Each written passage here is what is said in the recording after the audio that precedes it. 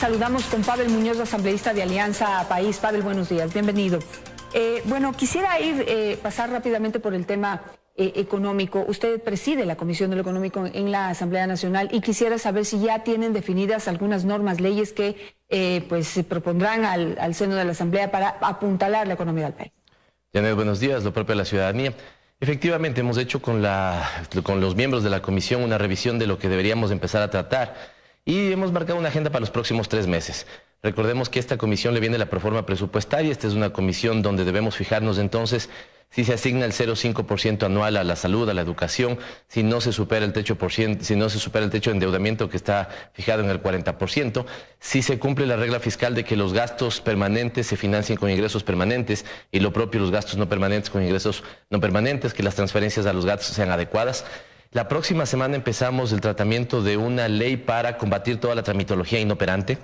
Creo que esto lo dijimos desde campaña y estamos abiertos a recibir y ser parte también de los acuerdos que tengamos con el sector privado en este marco del Consejo Consultivo que ha anunciado el presidente Moreno. Ahí me parece, Janet, que lo más importante será que nos pongamos de acuerdo los problemas que tiene el país, cómo enfrentar esos problemas y el tipo de medidas. Cuando tenemos un esquema dolarizado, no podemos adoptar cualquier medida. Necesitamos medidas que permitan que entren más dólares a la economía, medidas que permitan que los dólares se queden más tiempo en la economía, medidas que nos dejen, con lo que dejemos de ser el país que más dinero en efectivo usa, que podamos de alguna u otra manera aumentar la circulación del dinero, pero hacerlo con mecanismos electrónicos. Así que eso todo lo revisaremos. A ver, entonces hay algunas cosas puntuales sobre las que habría que tomar acciones y no sé si ya están en eso. Primero, hablemos de dinero electrónico. Ya se habló de la posibilidad de hacerlo con la banca privada y no con el Banco Central o no solamente con el Banco Central. ¿Hay alguna definición en ese tema que pueda pasar por la Asamblea Nacional? La definición será llegando a la mesa, un acuerdo, ¿no es cierto? Un acuerdo que lleguemos a la mesa con el sector financiero, en ese caso, de si el único operador seguirá siendo el sector público o también serán operadores el sector privado. Pero me parece que ahí lo importante es que vayamos al concepto. Aquí yo tengo un mecanismo con el que a veces voy a un sitio y pago, ¿no es cierto? Y acá tengo otro mecanismo que es mi tarjeta de débito con el que muchas veces voy y pago. Los dos cumplen el mismo propósito. ¿Por qué son buenos para la dolarización? Porque en vez de utilizar $5, ¿no es cierto?, pago esos $5 y no necesito tenerlos. Esto de alguna u otra manera permite que la velocidad del dinero aumente y permite que todos hagamos más transacciones. Definitivamente, digamos, el sistema no está cuestionado. Lo que está cuestionado aquí, y es un problema de confianza, es que el Banco Central lo maneje y maneje todo el dinero que está dentro de esas cuentas, que no puede funcionar como un banco normal. Si se lo hace con la banca privada, pues el dinero electrónico es lo mejor que se puede hacer. Otros países ya ni siquiera utilizan casi el dinero físico, sino todo es electrónico y a través del teléfono. Exactamente. Hoy mismo, digamos, las transacciones, me decían en el sector comercial, 70% llega a ser con mecanismos electrónicos. Lo que a mí me llama la atención es que en su momento era pésimo porque lo manejaba, digamos, el Estado, y en este momento sería bueno porque lo manejarían también los operadores privados. Es que hay una cuestión de confianza ahí, ¿no? Bueno, pues saliendo del tema, pensemos en el ciudadano. Si para el ciudadano va a ser mejor y para la economía va a ser mejor que operen los dos, tanto el sector público como el sector privado, lo podemos hacer.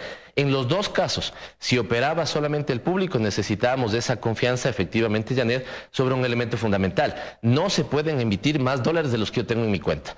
Y si va a ser el privado, el principio es absolutamente el mismo. Si mi saldo es 10, yo puedo utilizar 10, sea en el Banco Central o sea en cualquier banco privado. Con lo cual el principio de confianza debería ser inalterable, lo hagamos en el un lado o en el otro lado. Veamos esto con generosidad. Si al final del día ellos también entran como operadores y mágicamente, digamos, se les acaban las críticas para que el beneficiario sea el ciudadano, bueno, demos ese paso. Pero vayamos a otros temas también. Siempre dijimos un pacto por la producción. Y ese pacto supone que el sector público haga compromisos y lo mismo el sector privado.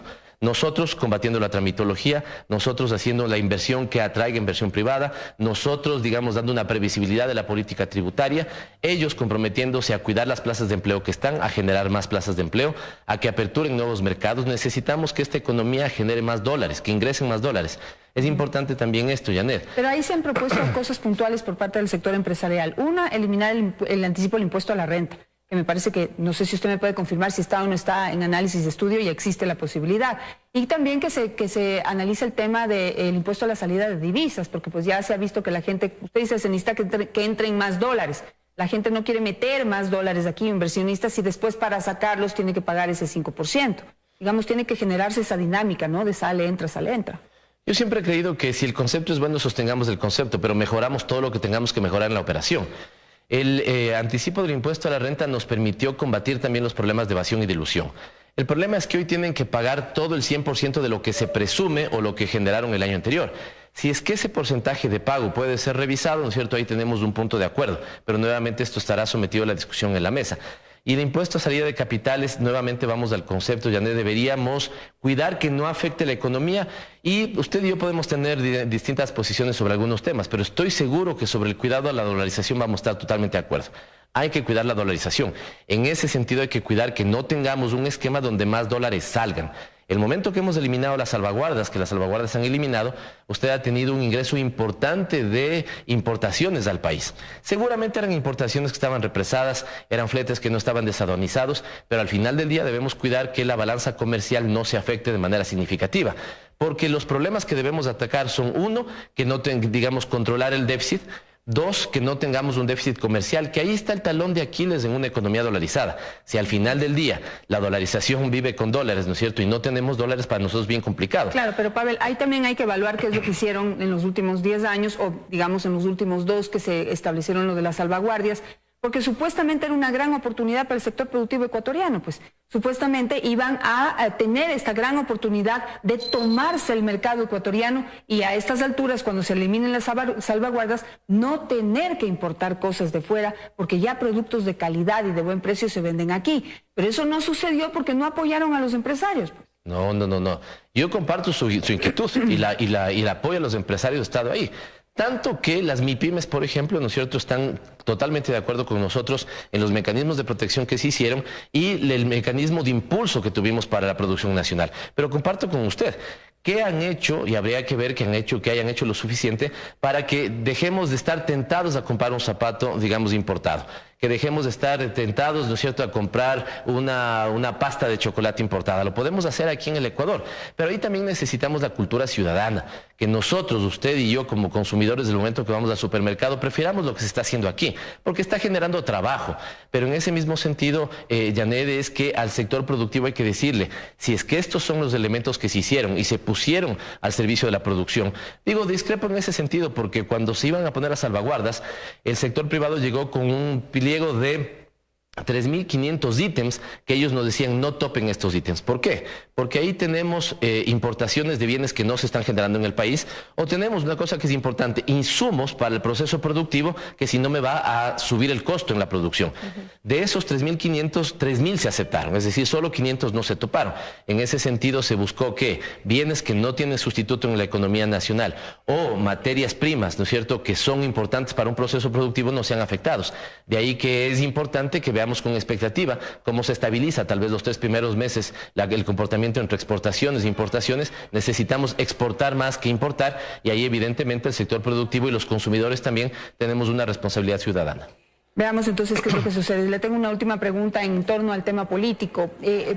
¿Ha trascendido algún tipo de información sobre confrontaciones que existirían al interior de Alianza País y que estarían de alguna manera impidiendo el normal desarrollo del nuevo gobierno de Lenín Moreno? Le pregunto de frente, ¿usted no cree que ya es hora de pedirle a Rafael Correa que se haga a un lado un poco, baje el perfil, haga un poco de silencio y deje que Lenín Moreno gobierne y tome decisiones?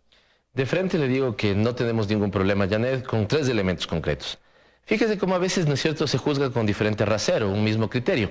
Cuando Lenín Moreno en algún momento hacía una apreciación sobre la política comunicacional del presidente, muchos saludaron, ¿no es cierto?, diciendo que bueno, que haya una voz que le diga al presidente que esa era una vía que no debía tomar. Segundo ejemplo, cuando en campaña la gente le decían y le preguntaban, presidente Moreno o candidato Moreno, ¿usted va a gobernar o va a gobernar Rafael Correa? El presidente Moreno está dando muestras claras de que él gobierna. Y tercero, no le pidamos a un actor político fundamental y a un expresidente de la República, presidente vitalicio, digamos, de nuestro movimiento político, que no tenga posiciones contrarias. ¿Qué hacemos nosotros? Posiciones contrarias en determinados puntos. Pero es que le hace daño a Lenín Moreno eso, pues. No, si se pone a poner tweets en donde critica las decisiones que está tratando de tomar para limar asperezas, para poder abrir caminos de diálogo, que es lo que ha ofrecido Lenín Moreno y es lo que se necesita ahorita para poder gobernar. Es un silencio prudencial, bajar el perfil. hacerse a un lado, que ya se vaya del país, que es lo que dijo que iba a hacer. Pero nosotros tenemos siempre una característica, hemos debatido muchos temas, acuerdo comercial, por ponerle un ejemplo, tuvimos posiciones muy fuertes. Varios de nosotros como ministros le mandamos alguna vez una carta al presidente Correa, pero en el momento que llegamos a tomar una decisión todos la defendimos monolíticamente. Así que el debate interno no solamente es deseable, es sano, y ya el momento que tomamos decisiones apuntalaremos y apoyaremos todas las decisiones del presidente, porque es el presidente que la sociedad eligió, es el presidente que va a gobernar y el que está tomando las decisiones. Pavel Muñoz, muchísimas gracias por estar esta mañana con nosotros. A ustedes también muchísimas gracias. Ya vienen los noticieros de la comunidad. Aquí me despido. Que tengan un buen día.